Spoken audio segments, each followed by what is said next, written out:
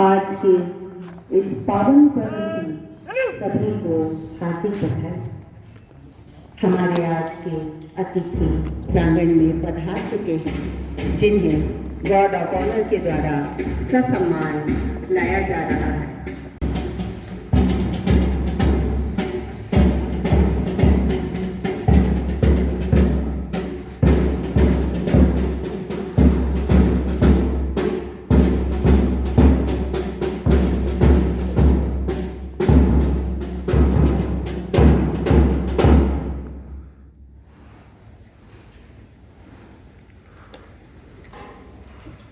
श्री गणेश करूं मैं राष्ट्र के वंदन से, वंदे मातरम के ज्योतिर्मय अभिनंदन से, लिए भावना भव राष्ट्र की।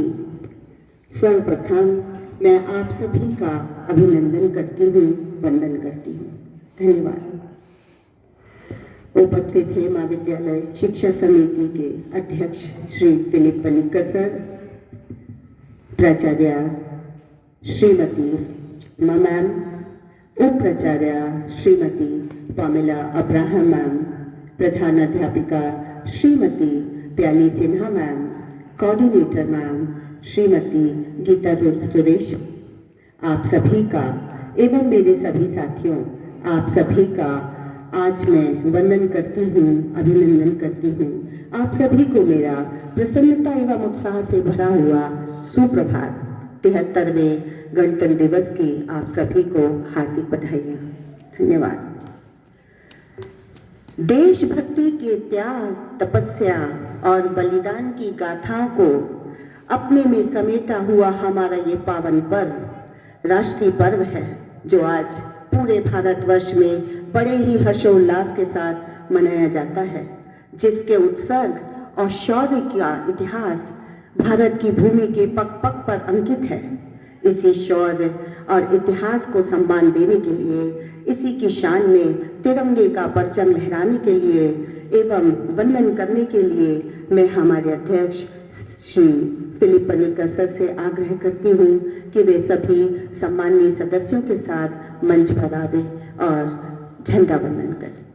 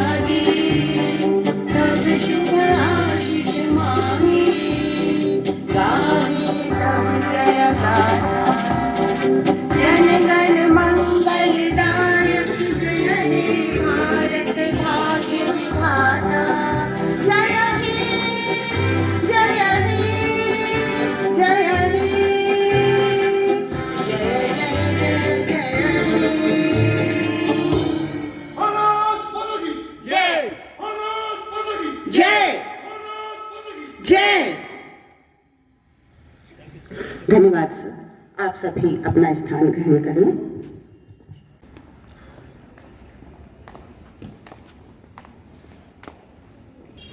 अब आपके सामने प्रस्तुत है मेरे साथियों द्वारा देशभक्ति की भावना से ओतप्रोत ये सुंदर गीत, जिसे श्री सलील चौधरी जी द्वारा कंपोज किया गया है। प्रस्तुत है सुंदर राष्ट्रीय गीत।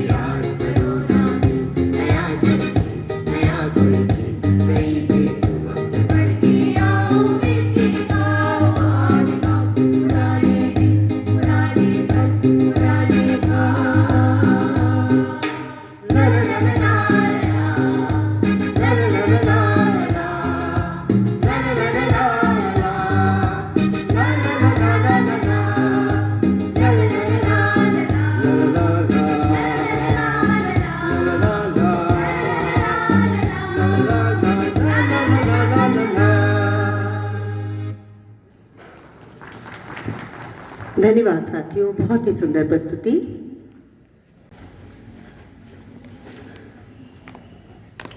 इसके बाद मैं हमारे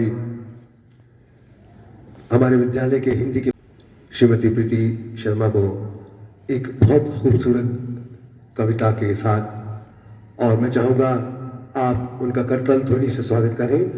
वो एक बहुत प्रखर वक्ता भी हैं, तो मैं प्रीति शर्मा मैडम को यहाँ पर एक सुंदर कविता प्रस्तुति के लिए आमंत्रित करता हूँ।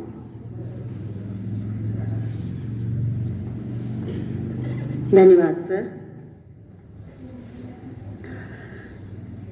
देश के वीर सपूतों और शहीदों को समर्पित कुमार विश्वास की एक कविता है जो आज हर भारतवासी के हृदय में एक अमिट छाप छोड़ गई है, जिसका शीर्षक है नमन उनको। तो लीजिए, प्रस्तुत है सुंदर कुमार विश्वास की ये प्रस्तुति। मुझे आशा है आप सभी को पसंद आएगी। है नमन उनको कि जो इस देह को अमरत्व देकर इस जगत में शौर की जीवित कहानी हो गए हैं। है नमन उनको कि जो इस देह को अमरत्व देकर इस जगत में शौर की जीवित कहानी हो गए हैं। है नमन उनको जिनके सामने बौना हिमालय।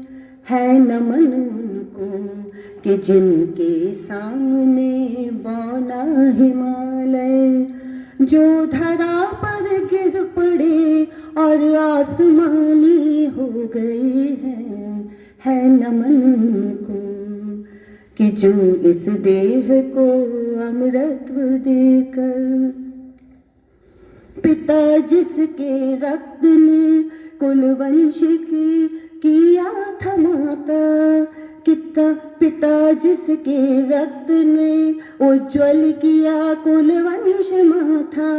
माँ वही जो दूध से इस देश की रज तो ले आई। माँ वही जो दूध से इस देश की रज तो ले आई। रिश्तों को देखिए, एक शहीद के जो रिश्ते हैं वो किस तरह अपना उसके प्रति सम्मान प्रकट कर रहे हैं। पिता जिसने रक्त से उज्ज्वल किया कुलवंश माथा। माँ वही जो दूध से इस देश की रज तो ले आई। बहन जिसने सावनों में भर लिया पतझड़ स्वयं ही। बहन की भावनाओं को देखिए, भरे सावन में उसका राखी बांधने का जो सौभाग्य था वो ईश्वर ने उससे छीन लिया है। बहन जिसने सावनों में भर लिया पतझड़ स्वयं ही। हाथ ना उलझे कलाई से जो राखी खोल लाई। हाथ ना उलझे कलाई से जो राखी खोल लाई। बच्चों को देखिए, छोटे छोटे बच्चे अनाथ हो चुके। बेटियां जो लोरियों में भी प्रभाती सुन रही थी। बेटियां जो लोरियों में भी प्रभाती सुन रही थी। पिता तुम पर गर्व है चुपचाप जाकर बोल आई। पिता तुम पर गर्व है चुपचाप जाकर बोल आई। प्रिया जिसकी चूड़ियों में से सितारे टूटते थे। प्रिया जिसकी चूड़ियों में से सितारे टूटते थे। मांग का सिंदूर देकर जो उजाले मोल लाई। मांग का सिंदूर देकर जो उजाले मोल लाई। है नमन उस देहरी को, है नमन उस देहरी को जहाँ तुम खेले कन्हैया। है नमन उस देहरी को जहाँ तुम खेले कन्हैया। घर तुम्हारे परम तप की राजधानी हो गए हैं। घर तुम्हारे परम तप की राजधानी हो गए हैं। है नमन उनको कि जो इस देह को अमरत्व देकर इस जगत में शौर्य की जीवित कहानी हो गए हैं। है नमन उनको। हमने लौटाए सिकंदर सर झुकाए मात खाए। हमने लौटाए सिकंदर सर झुकाए मात खाए। हमसे भिड़ते हैं हमसे भिड़ते हैं वो जिनके मन धरा से उठ चुका है। हमसे भिड़ते हैं वो जिनका मन धरा से भर चुका है। नर्क में तुम पूछना, नर्क में तुम पूछना अपने बुजुर्गों से हमारी। नर्क में तुम पूछना अपने बुजुर्गों से कभी भी। उनके माथे पर हमारी ठोकरों का ही बयां है। उनके माथे पर हमारी ठोकरों का ही बयां है नमन उनको कि जो इस देह को अमरत्व देकर इस जगत में शौर्य की जीवित कहानी हो चुके हैं। है नमन उनको कि जिनके सामने बौना हिमालय जो धरा पर गिर पड़े और आसमानी हो गए हैं। है नमन उनको, है नमन उनको, है नमन उनको। धन्यवाद। अब मैं हमारे अध्यक्ष श्री फिलिप पड़कनिकर सर से आग्रह करूंगी कि आप मंच पर आएं और अपने उत्साहवर्धन से भरे हुए उद्बोधन से हम सभी को अनुग्रहित करें। धन्यवाद सर।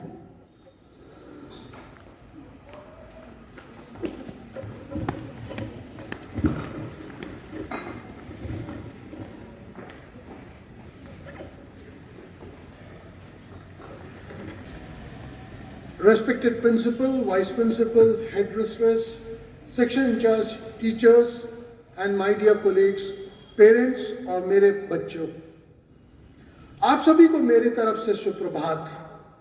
हम आज यहाँ एक विशेष अवसर पर एकत्र हुए हैं।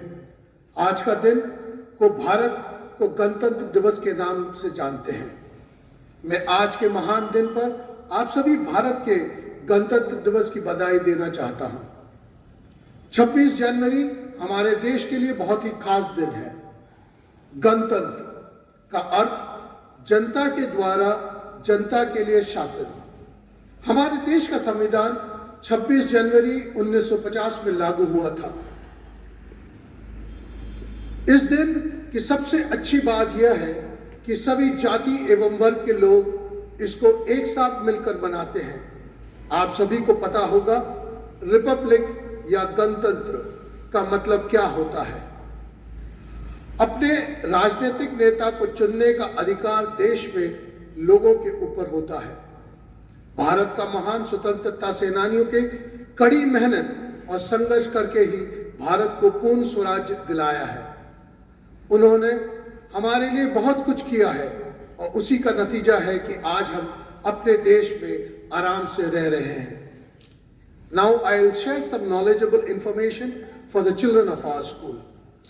Today we are celebrating the 73rd Republic Day, and to celebrate this important day, we have come a long way. Our freedom fighters fought for our independence, and so many of them sacrificed their life, and then we got independence on 15th August 1947. The country did not have its own constitution.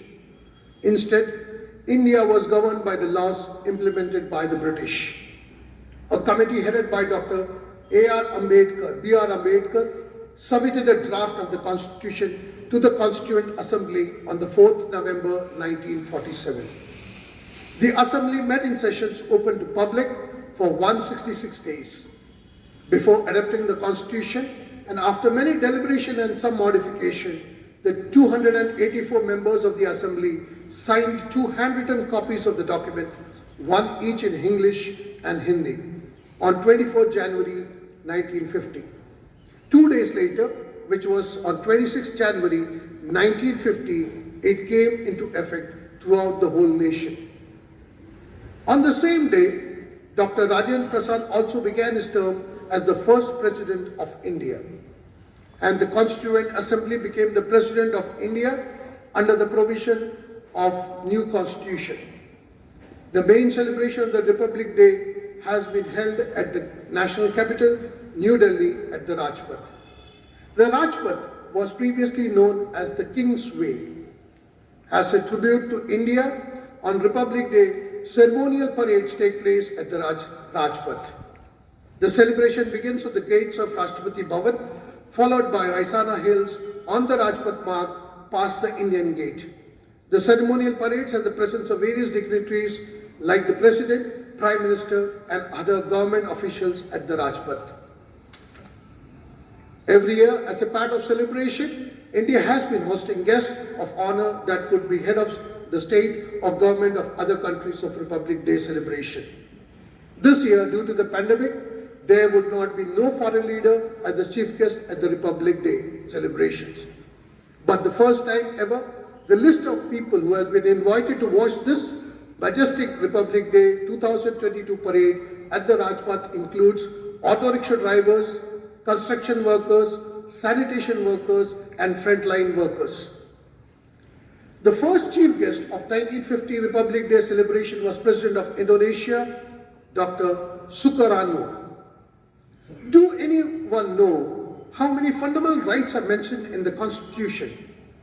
There are 6 fundamental rights mentioned for a citizen of India. The Constitution guarantees right to equality, right to freedom, right against exploitation, right to freedom of religion, cultural and educational rights, right to constitutional remedies. And lately, one more has been added to the Constitution, the right of education. The Constitution declares that India is a sovereign, socialist, secular, democratic republic. It assures the citizen justice, equality, liberty and fraternity. It also gives us rights and duties as citizens.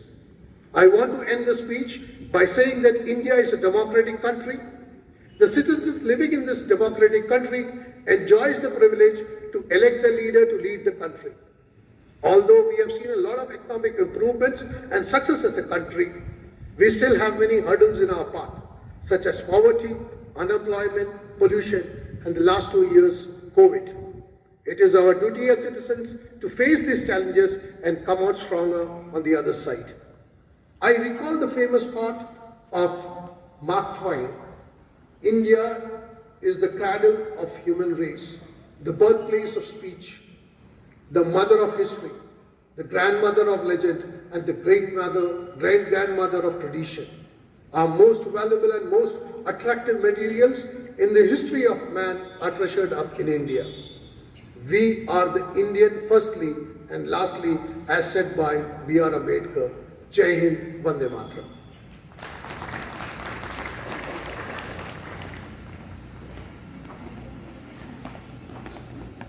धन्यवाद sir. हमारे बीच उपस्थित हेमा शिक्षा समिति के उपाध्यक्ष श्री सजित sir का बहुत बहुत स्वागत है। धन्यवाद सर।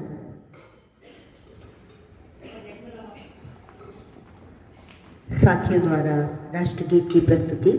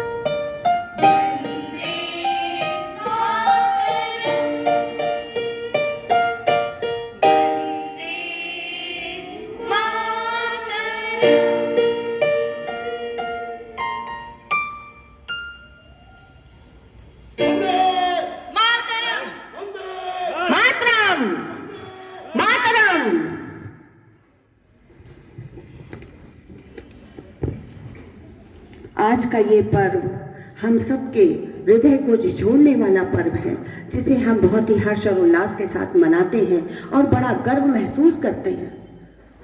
मुझे ये पंक्ति कहने में बहुत गर्व महसूस होता है कि जब कोई शहीद ईश्वर के घर जाता होगा, भगवान के घर जाता होगा, स्वर्ग में जाता होगा, उस वक्त भगवान के यहाँ भी त्योहार मनाया जाता होगा कि कोई हीरो आया है, कोई हीरो आया है। एक पावन मन मंदिर का मानव ही भगवान है, मेरे पावन मन मंदिर का मानव ही भगवान है। मानवता की आराधना मेरा लक्ष्य महान है। जय हिंद, जय भारत, जय हिंद, जय भारत। धन्यवाद। वो जो सीमा पे खड़ा रहता है, वो जो सीमा पे खड़ा रहता है, और जिस दिन उसका शव यहाँ आता है, क्या बीतती होगी उसके घर वाले पे और उसकी माँ पे। अगर एक पंक्ति में समर्पित करने की कोशिश करूँ तो, कि जिस दिन तू घर आया, कि जिस दिन तू घर आया, न जाने किस तरह सोई होगी तेरी माँ। मैं तो बस इतना जानूं कि वो गोली भी तेरे सीने में उतरने से पहले रोई होगी। महोदय, हृदय तो उस दिन फट जाता है जब एक बूढ़ी माँ अपने बेटे के चित्रे को देखकर बोलती है, साहब आप तो भर्ती में 1 इंच भी कम नहीं लेते, मैं आधा शरीर कैसे ले लूँ। आदरणीय प्रधानाचार्य, शिक्षकगण तथा विद्यार्थी साथियों को मेरी ओर से सुप्रभात। मैं हर्षिका कदम, कक्षा 10वीं अ की छात्रा हूँ। आज मैं आप सभी के समक्ष अपने विचार व्यक्त करने की अनुमति लेती हूँ। इस मार्च शहीद दिवस हमें माँ भारती के उन 3 लाडले वीर सपूतों शहीद आजम भगत सिंह, राजगुरु व सुखदेव की याद दिलाता है, जिन्हें 23 मार्च 1931 में असेंबली हॉल में बम फेंकने के जुर्म में अंग्रेजी हुकूमत ने फांसी की सजा दे दी थी, जिन्होंने इस मादरी वतन के लिए महज एक छोटी सी उम्र में अपने प्राणों की आहुति दे दी। यह दिवस न केवल हमें हिंदुस्तानी होने का गर्व कराता है, बल्कि बॉर्डर पर शहीद हुए जवानों को गर्व से सलामी देता है, इन वीर सपूतों को नम्र आंखों से श्रद्धांजलि देता है। 3 साल पहले 14 फरवरी 2019 में जम्मू कश्मीर में एक ऐसा आतंकी हमला हुआ जिसने पूरे देश को दहला दिया।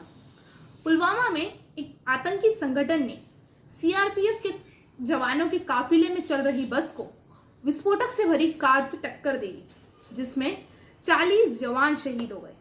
इसी हमले में शहीद हुए एक जवान की जब 9 महीने की गर्भवती पत्नी हॉस्पिटल से कंधा देने आ गई, तो एक किलकारी बोली नियति से उस कोख में पल रहे बच्चे के संदर्भ में, कि किलकारी बोली नियति से कि आंसू मत बहाओ, न भीगने दो नयन को, वेदना और करुणा का भाव मत लाओ, कहना चाहता हूँ वतन को।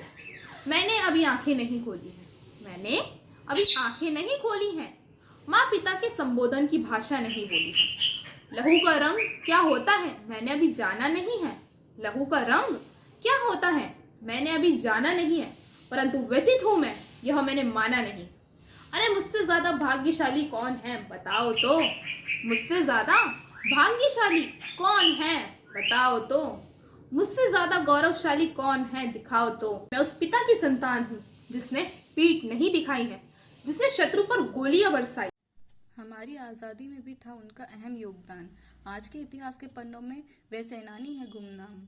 इन सुनहरी पंक्तियों के साथ मैं दिव्यांशी सूर्यवंशी, कक्षा 11वीं A की छात्रा, आप सभी के सामने कुछ उन महान व्यक्तित्व के बारे में बताने जा रही हूँ जिन्हें शायद हमारा आज का समाज भुला बैठा है, जिनसे प्रेरणा लेकर शायद आज का युवा क्या कुछ नहीं कर सकता।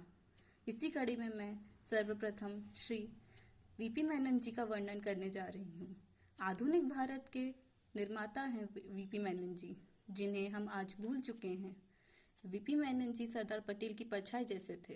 जितना भारत के निर्माण में जितना योगदान सरदार पटेल जी का था, उतना ही वीपी मेनन जी का था। कई रियासतों को मिला के एक श्रेष्ठ भारत बनाने का योगदान जितना श्रेय श्री सरदार पटेल जी को जाता है, उतना ही वीपी मेनन जी को जाता है। वीपी मेनन जी का पूरा नाम वारणा पनगुनी मेनन था। इनका जन्म 30 सितंबर 1893 में ओरापालम, मद्रास, केरल में हुआ था। ये एक कुशल सिविल सेवक थे जिन्होंने भारत सरकार के मुख्य सचिव का भी कार्यभार संभाला। इनका भारत के विभाजन के उपरांत एक भारत श्रेष्ठ भारत बनाने में भी योगदान है। इसके साथ ही तिरोट सिंह, बीकाजी कामा, वेलू नचियार, सीताराम राजू और ऐसी कई पवित्र आत्माएं जिन्होंने अपना जीवन जलियांवाला बाग में गोलियां खाईं, साइमन कमीशन के निर्दोष जेल गए, यातनाएं सही, दांडी यात्रा में लाठियां खाकर भी अपना सर्वस्व न्यौछावर कर दिया भारत की आज़ादी के लिए। वे सभी गुमनामी के अंधेरों में खो गए, जिनको ना तो कोई जानता है और ना ही उनको इतिहास के पन्नों में जगह मिली, और इन्होंने कोई शिकायत भी नहीं की। मैं भारतवासी आप सभी सबसे यही करबत विनती करती हूँ कि हम सभी को इनको सबसे पहले शीश झुकाकर नमन करना चाहिए और हर उत्सव पर इनको सम्मानित किया जाना चाहिए। जय हिंद, जय भारत। नमस्ते, मेरा नाम प्रांजलि नेमा है और मैं कक्षा 9वीं की छात्रा हूँ। आज मैं आप सभी के सामने गणतंत्र दिवस के उपलक्ष्य में एक कविता प्रस्तुत करने जा रही हूँ। मैं उम्मीद करती हूँ कि आपको पसंद आएगी। यह भारतवर्ष हमारा है, हमको प्राणों से भी प्यारा है यहाँ हिमालय खड़ा हुआ, संतरी सरीखा अड़ा हुआ, गंगा की निर्मल धारा है, यह भारतवर्ष हमारा है। क्या ही पहाड़ियाँ हैं न्यारी, जिनमें सुंदर झरने जारी, शोभा में सबसे न्यारा है, यह भारतवर्ष हमारा है हवा मनोहर डोल रही, वन में कोयल है बोल रही, बहती सुगंध की धारा है, यह भारतवर्ष हमारा है। जन्मे थे यही राम सीता, गूंजी थी यही मधुर गीता, यमुना का श्याम किनारा है, यह भारतवर्ष हमारा है। तन मन धन प्राण चढ़ाएंगे, हम इसका मान बढ़ाएंगे, शोभा में सबसे न्यारा है, यह भारतवर्ष हमारा है। धन्यवाद। वतन वतन मेरे आबाद रहे तू,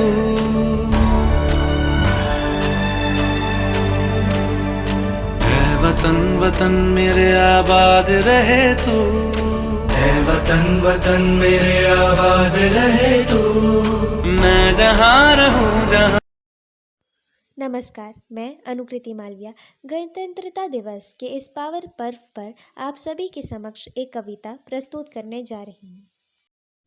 मुझको मेरा देश पसंद है, इसका हर संदेश पसंद है, इसकी मिट्टी से मुझको आती सौंधी सी सुगंध है, इसकी हर एक बात निराली, इसकी हर सौगात निराली, इसके वीरों की गाथा सुन आती एक नई उमंग है। कितनी भाषा कितने लोग, हर एक की नई एक सोच, संस्कृति सभ्यता भले ही हो भिन्न, मिलते एकता का है चिन्ह, जो अगर देश पर आ जाए आज, होकर सब आते साथ। मेरा देश है बड़ा महान, ये है एक गुणों की खान, देख ली हमने दुनिया सारी, पर देखा ना भारत जैसा, इस मिट्टी में जन्म लिया है, इसकी हवाओं की ठंडक से सांसें पाती नया जन्म है, मुझको मेरा देश पसंद है।